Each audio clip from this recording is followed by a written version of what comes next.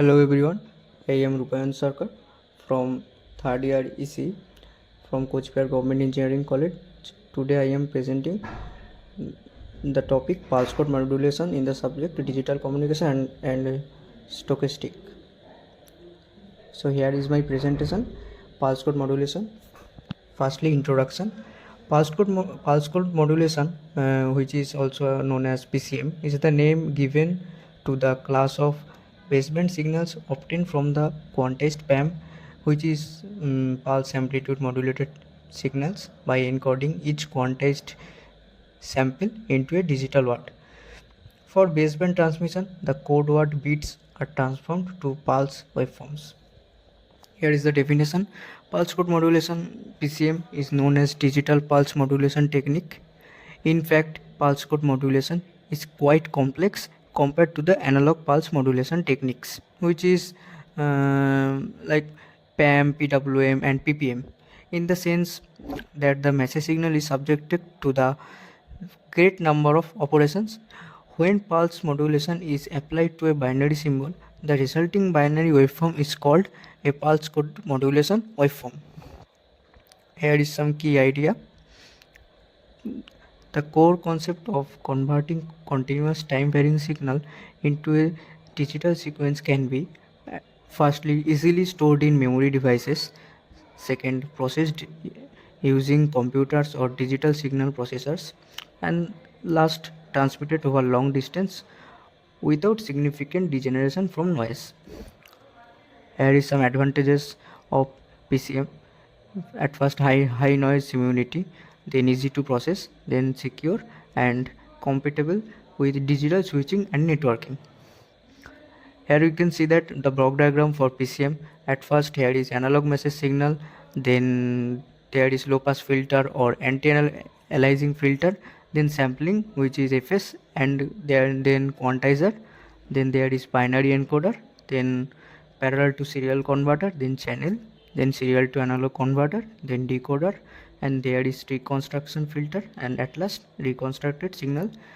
Here from low pass filter or anti-aliasing filter and sampling, there is Fmax, which is FM, and here we can see that Fs greater than equal to 2 FM. So there are three fundamental steps in PCM. They are mainly sampling, quantization, and encoding. Then need for PCM's fundamental steps. There are an infinite number of amplitudes in continuous amplitude and continuous time signal. There is no such time interval where the amplitude of signal is defined. Since time is continuous, it is due to these reasons we have to convert continuous time amplitude into discrete amplitude, discrete time.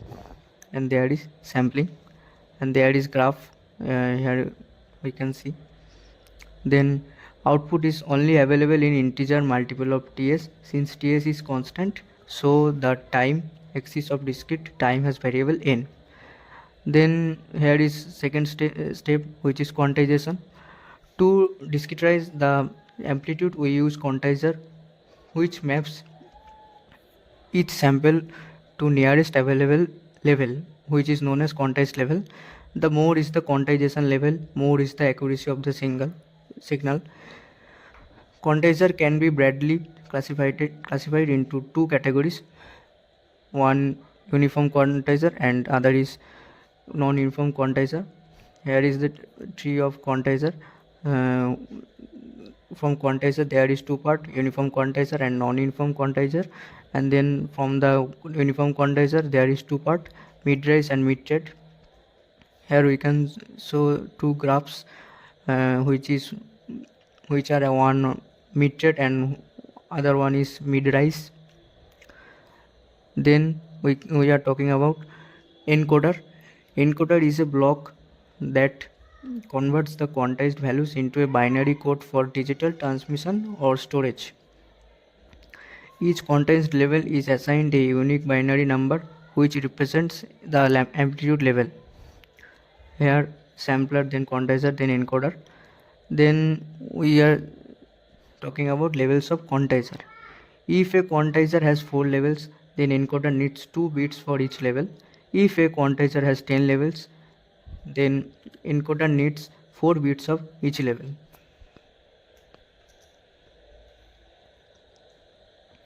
So number of bits needed, log L base 2, where L is levels of quantizer. Then quantization noise. Difference between actual sampled value and the quantized value is called quantization noise, which is represented as epsilon. Epsilon is equal to xq nts minus xnts, where xq nts is quantized sample and xnts is original sample. Then there is quantization step size. Here is a graph, and then maximum signal amplitude, which is plus xm, and minimum signal amplitude, which is minus xm. Then step size, which is delta is equal to 2xm by q, where 2xm is a peak to peak amplitude and q is number of levels. Therefore maximum quantization error is epsilon max is equal to mod delta by 2, and the unit is volts. Then we are talking about uniform distribution of quantization error.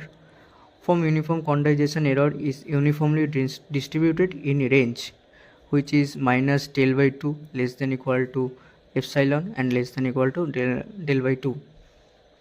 Then f of epsilon is equal to 1 by del, then it is minus del by 2 less than equal to epsilon and less than equal to del by 2, or other is 0 for otherwise condition. Then there is noise power, which is v square is equal to a of epsilon square is equal to limit minus infinity to infinity epsilon square epsilon f of epsilon and d epsilon, where assuming error is uniformly distributed. And at last there is a equation which is v square noise is equal to del square by 12. Then signal to quantization noise power ratio, which is known as SQNR, which is represented by signal power by quantization noise power, which is P by del square by 12. And then step size is equal to del is equal to 2xm by q. Then SQNR is equal to P by 2xm q whole square by 12. And then we can write 3pq square by x square m, and at last we can write SQNR is equal to 3pq square by x square m.